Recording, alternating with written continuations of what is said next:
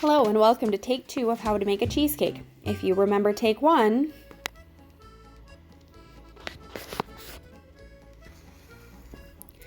this will be more of a tutorial style video. First we'll start out with the graham cracker crust. Put about a package and a half of graham crackers in a plastic bag and use a rolling pin to crush them. Not only is this great fun for the kids, but it produces a coarser crumb than using a food processor or a blender would.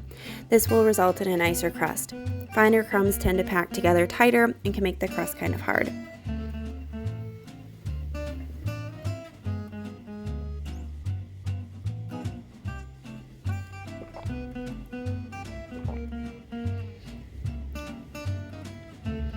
I have made this cheesecake gluten-free before by using gluten-free graham crackers and a tablespoon of gluten-free flour in the cheesecake batter.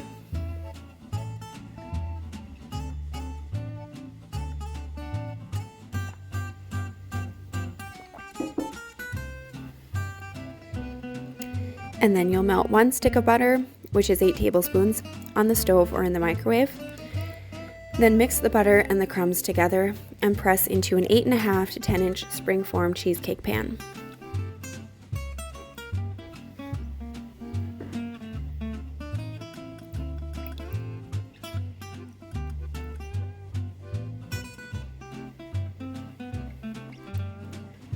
My cheesecake pan was from the thrift store and it still works great. I have used a pie pan before, but for this recipe, the measurements and bake time would be different. I pressed the crumbs about halfway up the sides of the pan. A straight-sided measuring cup or glass may help to press the crumbs in evenly. Bake at 350 degrees Fahrenheit for about 10 minutes or until the crust just is barely beginning to turn golden brown. You don't want to overbake it because it will continue to bake with the cheesecake. Remove from the oven and cool it on a wire rack.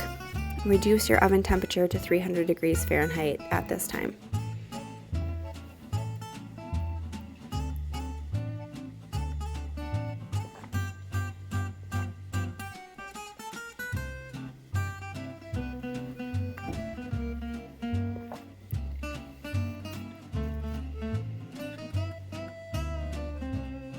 And now onto the cheesecake batter.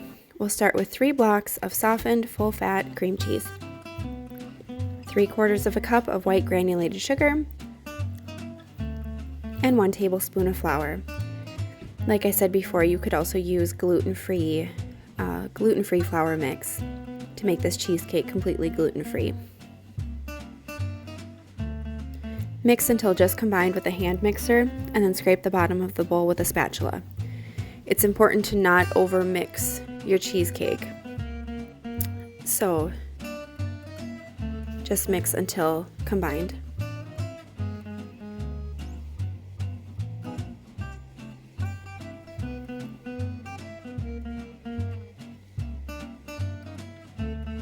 Now we'll add in 2 teaspoons of vanilla and mix and scrape again.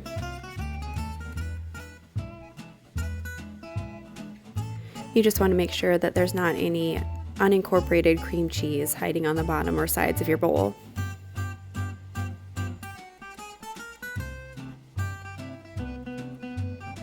I have these great rubber covered beaters for my hand mixer that do a really good job of getting to the bottom and the sides of the bowl. Now we'll add in 3 whole eggs. And after we've added the eggs, you want to really make sure that you don't overmix, because this is where a lot of air could get incorporated and then you'll end up with an egg souffle instead of a cheesecake. So make sure to keep your mixer on low and just beat the eggs gently just until they're combined.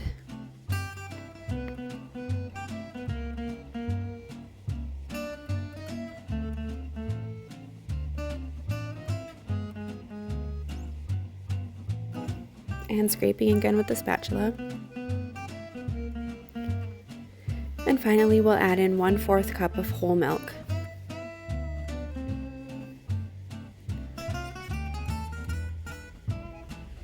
We're going to stir this together gently just until combined, and then scrape and fold again with the spatula to make sure everything is incorporated.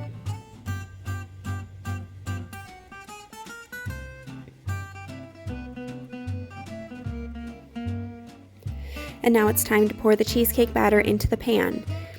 After it's poured into the pan, we're going to gently tap the pan on the counter to help remove any air bubbles. Bake at 300 degrees Fahrenheit. This recipe does not require a water bath. You want to check your cheesecake after about 15 to 20 minutes to see how it's coming. If it looks like it's browning at all, you want to cover the top with tin foil. The smaller your pan, the longer the time it will take to bake. The larger your pan, the shorter the time it will take to bake. Continue baking until it looks like this. I believe mine in a 10-inch pan was done after about 25 to 30 minutes. A smaller pan might be as long as 55 minutes. Now it will not look set all the way through, but trust me on this, it is done. Not over baking it is the key to a creamy cheesecake. To prevent the cheesecake from cracking, use a thin knife. A fillet knife is ideal, and carefully run it around the edge of the pan. Allow the cheesecake to cool for at least 1 hour on a wire rack on the counter. Then cover with tin foil and refrigerate for several hours, preferably overnight, to allow it to fully set. The flavor will be better if you leave it in the fridge for a day or two. And here's the finished, cooled cheesecake.